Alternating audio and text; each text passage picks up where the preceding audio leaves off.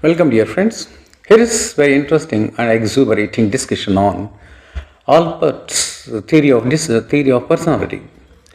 His theory of personality is based on traits. That means the traits of a particular person, different traits that a person has possessed. And before that, we have to know one thing about ALLPORT's theory, trait theory. Here we find the physio-psychological approach. As in the case of Hans Einstein's, what he said is that both biological and environmental influence will be joining to the club together. That means biological factor will also be there to some extent, not to the fullest extent as in the case of Hans Einstein's. So here he has his own trait theory. Broadly speaking, he has dwelt on two traits, that is individual trait and common trait. But here also we can find these biological traits to some extent. That is interactionist approach, we can say. That means biological genetic influence will be to some extent only, not to the fullest extent, but totally to traits he has observed, individual and common, and these have been divided or categorized into three. The first one is cardinal trait, and the second one is central trait, and the third one is a secondary trait. One by one we shall discuss in brief so that you can have a very good understanding about it. That is cardinal one. First one is cardinal. What is cardinal trait? It is nothing but a dominating trait in a person. The overwhelming trait in a person, and that trait or that characteristic feature will be controlling the person, and he will be noted for that particular characteristic feature. For example, hypocrisy. When we talk about hypocrisy, generally Shekuni will be reminded. We will remember Shekuni. Or when we talk about Shekuni, immediately we will be reminded of his characteristic dominating cardinal trait, and that is hypocrisy. That is rooted very deep in his character. Actually, he wanted to spoil Kauravas, but outwardly he appears to be the supporter of Kauravas. He will be tempting Kauravas against Pandavas, so that the Kauravas will be ruined ultimately after battlefield, after the war, in the battlefield. That is his expectation. That is his hypocritical character. So when a person is hypocritical, immediately we say that, oh, he is just like Shekuni. So generally here, coming to this cardinal trait, that quality will be very noted, and that quality will be controlling this person. So this trait changes the entire life of that person also. Yes, what has happened to Shekuni? Completely ruined at the end. And another important example, illustration is narcissism. When a person is afflicted with narcissism, he will have the over domination, over control, and he doesn't have any patience. He can't tolerate others' greatness, and he expects. Because of his self-esteem, he always expects to be appreciated and praised by others, and he doesn't like to appreciate others. Highly egocentric. So when a person, when we come across such type of person, generally we say that, oh, he is a narcissistic man. So that man is Mr. So-and-so. That man is noted for his trait, this cardinal trait of a narcissism. Oh, he is a narcissist man. Like that we will be saying.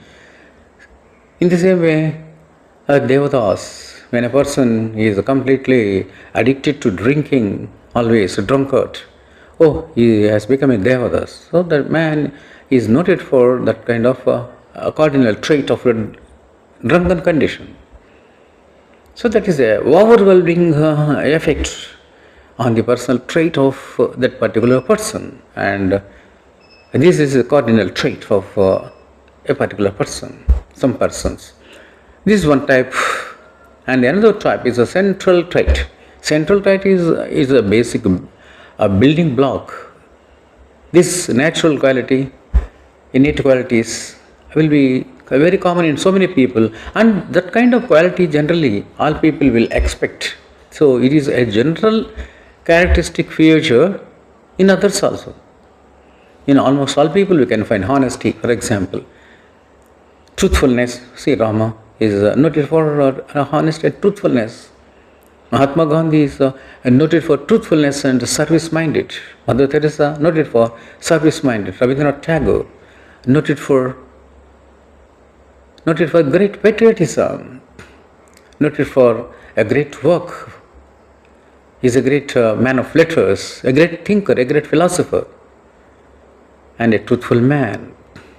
An educationist is a great lover of education, like that. And those qualities generally we expect in others also.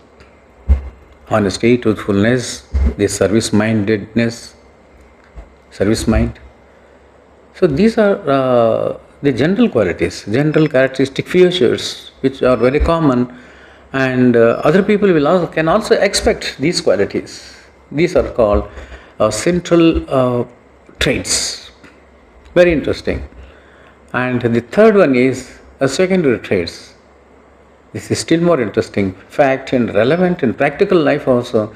There is every truth in it, and that is not like a cardinal trait, not overwhelming like that, as in the case of cardinal trait.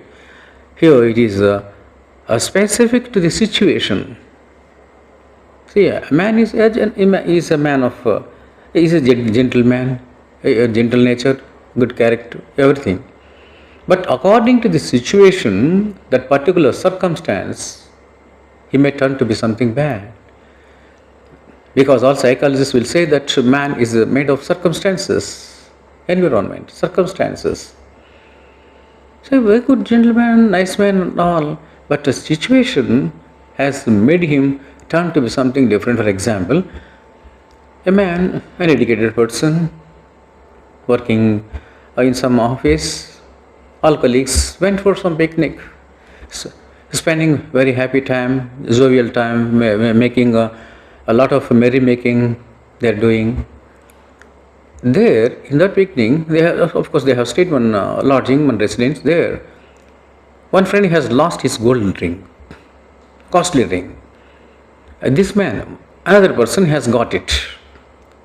But he has reserved here, he did not hand it over to that particular one. That particular person, he has not given it. He himself kept in his pocket. Means a theft. Why he has resorted to theft there? Because of some ambition. His mind has been corrupted. Oh, very costly ring. It costs more than 1 lakh rupees. We can have it and we can enjoy afterwards. So his mind has been corrupted and he has been degraded according to this situation. So situational trait, we can say. Actually speaking, it's not a secondary trait. I would like to say it's a situational trait. That is the correct expression here. So incongruity here, the point to be noted is incongruous or incongruity to the individual's usual behavior. Actually his behavior is something good. Not a thief, not professional thief, habitual thief and all. Nothing. Before that he has not resorted to such type of thing. But the situation has made him, and his over ambition, his mental degradation, a turpitude, moral turpitude that has entered his mind at that time in that particular situation has made him turn to be something different. For example, another example I would like to give, that one boy and girl, minors, not major, 16, 17 years, below 18 years, both boy and girl, very close friends, and parents are also giving phones and full liberty. They are giving two. Nowadays, the present generation, parents are giving two things to their children. The first one is freedom they are giving. The second one, weapon they are giving. Weapon is cell phone. With these two things, they have been resorting to whatever they want, and they are behaving, they are enjoying the full freedom to the full, we can say in short.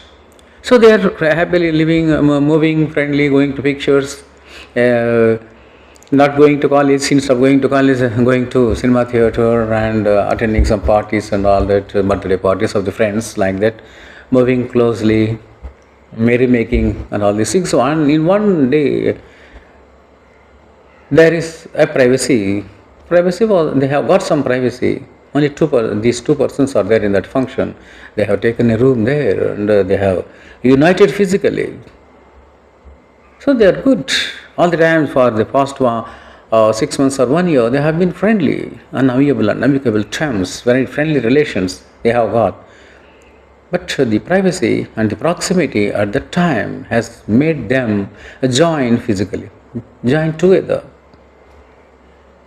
See, they have resorted to such type of thing. Their mind has been corrupted because of the situation, the privacy, the proximity they got at the time. So sometimes the situation will make the people turn in a different person, a person with a different personality trait, that is a secondary trait. So situation, man is made of circumstances, situation. So this is a situational trait, we can say. Likewise, the personality trait which has been propounded by Gordon ALLPORT will be of 3 categories. The first one, cardinal traits, a very, very dominating and controlling one and overwhelming one, and the central one, general characteristic features that can be found in almost all people also, very good.